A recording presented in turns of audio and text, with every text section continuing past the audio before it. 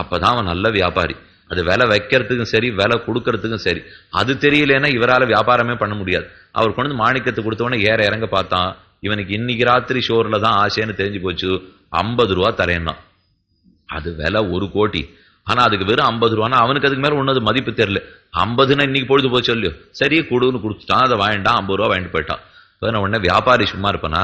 அவன் அதை எடுத்து நன்னா பளபளான்னு பட்டை தீட்டி, இப்ப அது உயர்ந்த மாணிக்கம் அந்த தேசத்தினுடைய ராஜாவிடத்துல கொண்டு போய் கொடுத்தான்.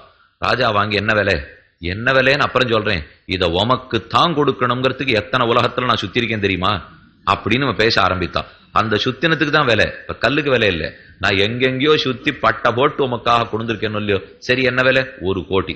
ராஜா 1 கோடி ரூபாய் கொடுத்தார், வாங்கினுட்டார். இப்ப அவர் கைக்கு கல்லு மாறி போச்சு.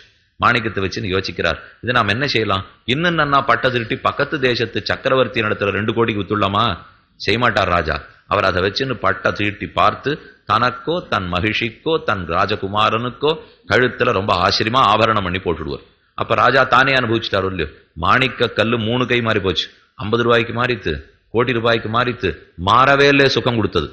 இந்த 3 தான் வித்தியாசம். அந்த மாணிக்க கல்லுங்கிறது தான் நாம சங்கீர்த்தனம். நாம சங்கீர்த்தனம் பகவானுடைய திருநாமங்களை சொல்றோம் இல்லையோ, அது மாணிக்க கல்ல போலே. அதை வேணும்னா எனக்கு வியாதி தொலையணும், இந்த லோகத்துல வேலை கிடைக்கணும், கல்யாணம் ஆகணும், இந்த மாதிரி எத்தனைக்காகவோ பயன்படுத்தினால் செம்படவன் 50க்கு வித்தா போலே. செம்படவன் எப்படி மாணிக்க கல்ல 50 ரூபாய்க்கு வித்துட்டு போயிட்டானோ, அதை போல நாமும் நாம சங்கீர்த்தனத்தை வச்சிருந்து ஏதேதோ பயனுக்காக அதை சொல்லிட்டு இருக்கோம் இல்லையோ. இது முதல் நிலை.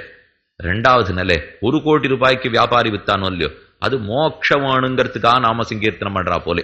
இந்த லோகத்தை ஐஸ்வர்யத்தை கேட்கல, ஆனா அந்த லோகத்து இன்பம் மோட்சம் கிடைக்குமா, அதுக்காக நாம சங்கீர்த்தனம் பண்றேன்னார்.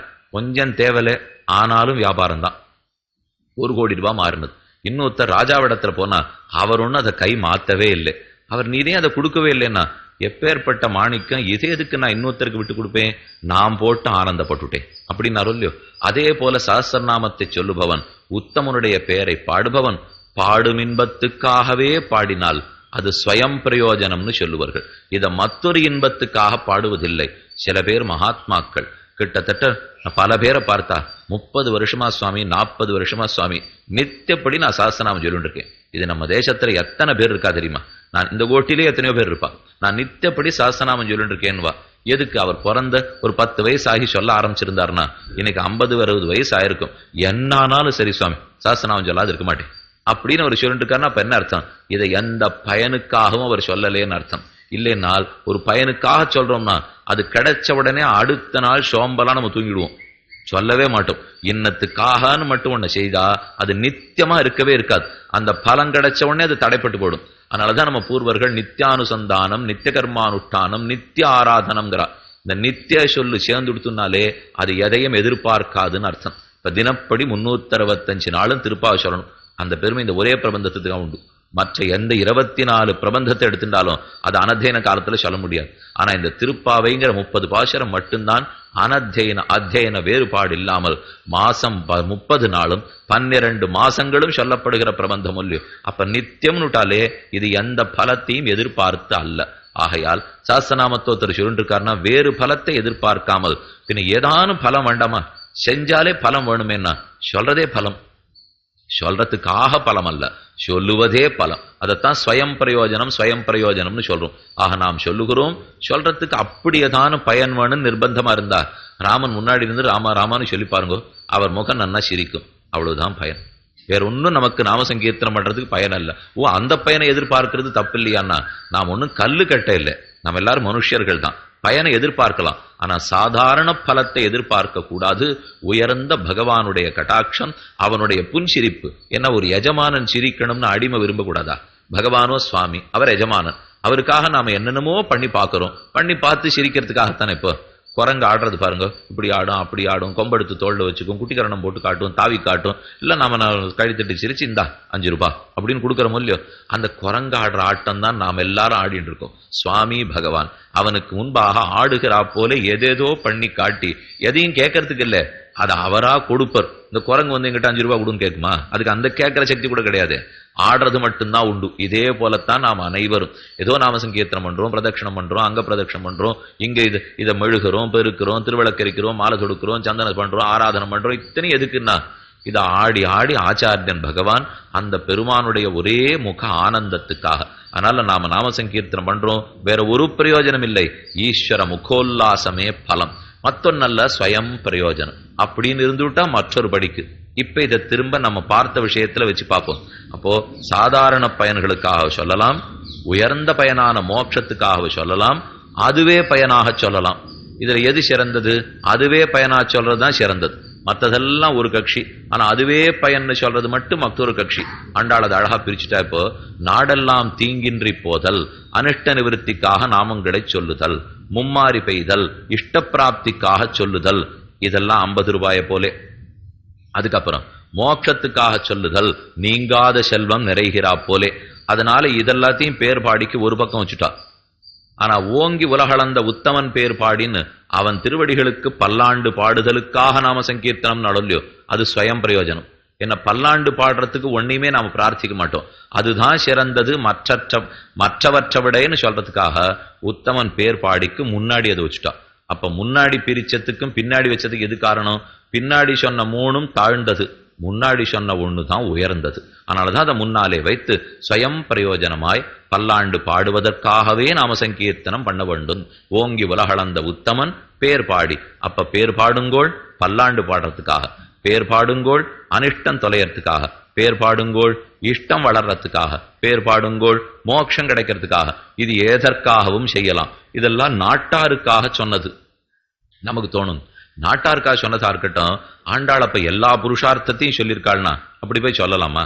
ஒரு ஆச்சாரியன் சிஷ்யனுக்கு நல்ல உபதேசம் பண்றாருன்னா, இதை பண்ணு இதை பண்ணு இதை பண்ணு இதை பண்ணு, இந்த 4த்துக்குள்ள 1 தான் வசத்தி பண்ணு இப்படின்னு சொல்லி நிறுத்தினா நம்ம குழம்பியே போடுவோம். இந்த மாதிரி ஒரு ஆச்சாரியன் சொல்லவே கூடாது. எது பண்ணக்கூடாதோ அதை செய்யாதேன்னு சொல்லணும், இல்லை சொல்லாமலான்னு இருக்கணும். எதை செய்ய வேணுமோ அதை மட்டும்தான் சொல்லணும். அது என்ன ஆண்டாள் இது வேணா வாங்கிக்கோ அது வேணா வாங்கிக்கோங்கிற போலே தீங்கின் நாடெல்லாம் சொல்லிட்டு திங்கள் மும்மாறி சொல்லிட்டு எல்லாத்தையும் சொல்லிட்டு ஓங்கி உலகளந்தான்னு பல்லாண்டு சொல்லலாமா? பல்லாண்டு பாடுறதுக்கு மட்டும்தான் நம்ம சங்கீர்த்தனம் அப்படின்னு ஆண்டாள் சொல்லியிருந்தா தானே அது சிறந்தது உபதேசிக்கிறாள்னு அர்த்தம். அதை விட்டுட்டு தாழ்ந்தத்தையும் சொல்லி உயர்ந்தத்தையும் சொன்னா அப்ப நாம குழம்பி போடுவோமேன்னா, சரி அப்ப வேற விதமா அர்த்தம் பார்ப்போம். இது பார்த்தது இப்ப சாமானியர்களுக்காக நாடெல்லாருக்காக சொன்னது. ஆனா ஆண்டாள் தீங்கின் நாடெல்லாம் திங்கள் மும்மாறி பெய்துன்னு எதை சொன்னாள்னால் இந்த விஷயங்கள் அல்ல. வியாதி தொலையறதை பத்தியோ இல்ல வரையணனே சத்ரிஜலாக்னி மத்தியத்தில் ஏற்படுறதை பத்தியோ அல்ல. பின்ன நாடெல்லாம் தீங்கின்றி போக வேண்டும் என்னால் அகங்கார மமகார காம குரோத லோப மோக மதம் ஆச்சரியம் இவைகள் தொலைய வேணுங்கிறதான் நாடெல்லாம் தீங்கின்றின்னு சொன்னாள். அப்ப பகவானுடைய திருநாமங்களை சங்கீர்த்தனம் பண்ணோம்னா இந்த தீங்குகள்லாம் போடுறதோ இல்லையோ இது யாரா இருந்தாலும் கேட்டாகணும்.